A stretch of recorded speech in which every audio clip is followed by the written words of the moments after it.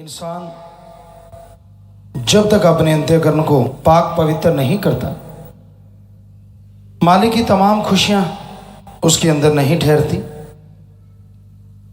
अपने अंदर के विचारों का शुद्धिकरण करो, और विचारों को शुद्ध करने के लिए एकमात्र तरीका है सेवा और सुमरन। सेवा करो, सुमरन करो, तो विचार जो बुरे चलते हैं, नेगेटिव हैं, वो रुक जाएंगे। सेवा सुमरन से ऐसा आत्मविश्वास आएगा कि आपका ध्यान मालिक की याद में लगने लगेगा। आप आत्मविश्वास से परिपूर्ण होंगे और कोई भी कार्य अच्छा नहीं करते हैं उसमें झिझक नहीं आएगी। आप हिम्मत से आगे बढ़ते जाएंगे। नेगेटिव थिंकिंग खत्म होगी और पॉजिटिव थिंकिंग बढ़ती जाएगी। वचन सुन के अमल करने से जन्मों जन्मों के पाप कर्म करते हैं। वचन सुन के अमल करने से इस जन्म के गम, दुख, दर्द, चिंताएं, परेशानियां दूर हो जाया करती हैं। तो आप संतों के वचन सुनो और अमल करो। और संत क्या कहते हैं? ईश्वर के नाम का जाप करो। ईश्वर की बनाई सृष्टि से बेगर्ज निस्वार्थ भावना से प्यार करो। कभी भी किसी भी जीव का दिल ना दुखाओ, किसी पे टोंट ना कसो, जात पात का किसी की बेइज्जती ना करो, कड़वा ना बोलो। ऐसा करने वाले के सामने अगर कोई भक्तजन चुप रह जाता है और कह देता है कि मालिक तू जाने तेरा काम, तो फिर ऐसा करने वालों को लेने के देने पड़ जाते हैं। इसलिए कभी भी किसी को बुरा ना कहो। सब अपने अपने कर्मों की खाते हैं। जैसे कर्म आप करेंगे वैसा फल आपको भोगना होगा। बुरे कर्म करते हो तो आने वाला समय आपके लिए बुरा होगा। बबुल के पेड़ बोने से उस पे आम नहीं लगा करते, सूलें निकलती हैं, कांटे आते हैं। और आग की जो अंबियां होती हैं, आग बो दो और सोचो कि आम खा लेंगे तो वो जहरीले होते हैं। सो कहने का मतलब, जैसे कर्म करोगे इस जन्म में आने वाले समय में आपको भोगने होंगे और आगे आत्मा को दरगाह में हिसाब किताब चुकाना होगा। इसलिए अच्छे कर्म करने सीखो। अरे जिंदगी मिली है, कहीं यूं ही ना गुजर जाए। इसमें ऐसा कुछ कर डालो कि आपका जीवन एक मिसाल बन जाए, एक मशाल बन जाए।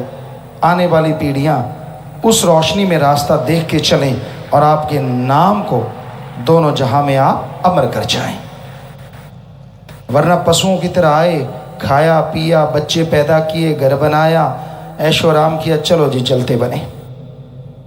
लाखों करोड़ों आ रहे हैं इस दुनिया में और जा रहे हैं, आते हैं और जो करना चाहिए था वो दिया बुझा के चले जाते हैं। तो ऐसा कर्म कर डालो, भक्ति करो, भले कर्म करो।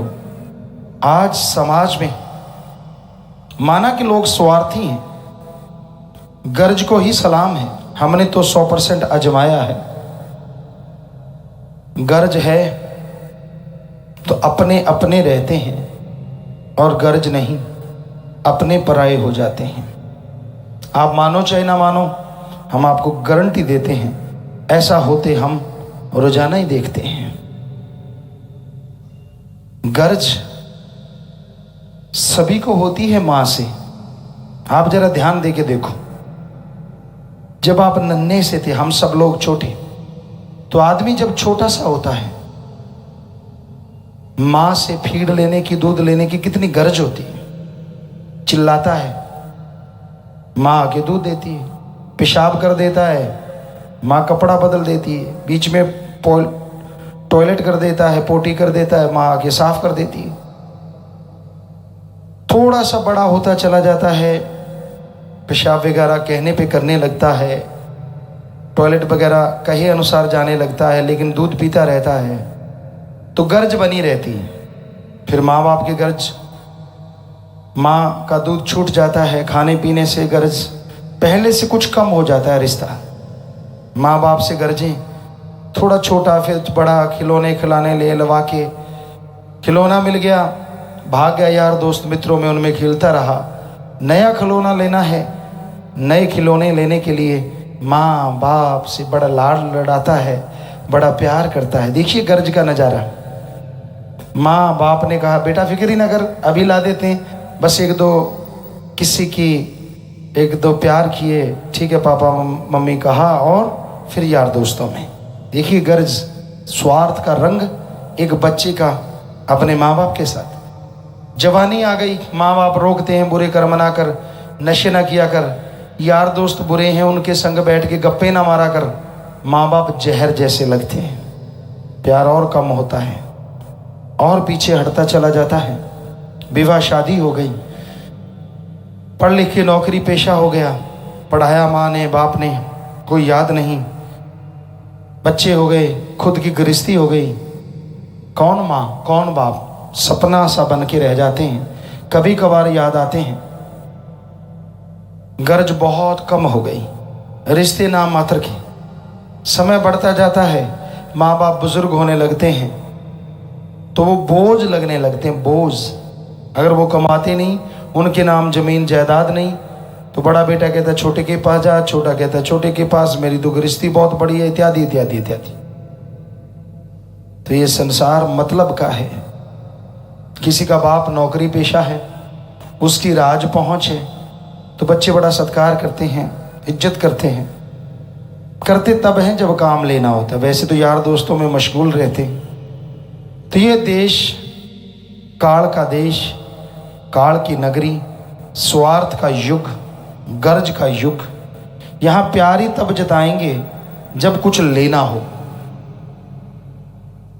वैसे चाहे कभी भी किसी ने ढंग से अपने माँ बाप को बुलाया ना हो, पर जब कुछ लेना हो तो बड़े प्यार से, बड़ा अदब से बुलाते हैं, प्यार करते हैं। और यूँ लगता है यार इतने अच्छे बच्चे, इतने प्यारे बच्चे हैं, माँ बाप से इतना प्यार करते हैं, और जैसे काम निकल गया तू कौन मैं कौन। ये है कलयुग। तो ऐसे में एक ऐसा है जो कभी भी आपको नहीं छोड़ेगा, कभी भी आपको दुत्कारेगा नहीं, और वो है अल्लाह वाहिगुरु सतगुरु मौला राम। उससे आप प्यार करेंगे, बेगर्ज मोहब्बत, चाहे आप कुछ मांगते भी रहेंगे तो भी वो आपसे मुंह नहीं चुराएगा। हर समय माँ तो बच्चा बड़ा हो जाता है छोड़ देती है कि बड़ा हो गया अपने आप काम करे, पर एक गुरु, एक मालिक के लिए बच्चा कभी बड़ा होता ही नहीं। पता नहीं दुनिया की दलदल में कब फंस जाए, पता नहीं दोमट माटी के इस पानी गिरे हुए संसार में कब फिसल जाए। हमेशा वो उसको अपनी उंगली पकड़ा के रखता है और हर समय दया में रहमत से नवाजता रहता है। तो इसलिए उस सच्चे भगवान से, अल्लाह वाहिगुरु राम से अपनी प्रीत जोड़ के रखो, जो कभी भी हाथ नहीं छोड़ता और दोनों जहां में खुशियों से माला माल करता रहता है।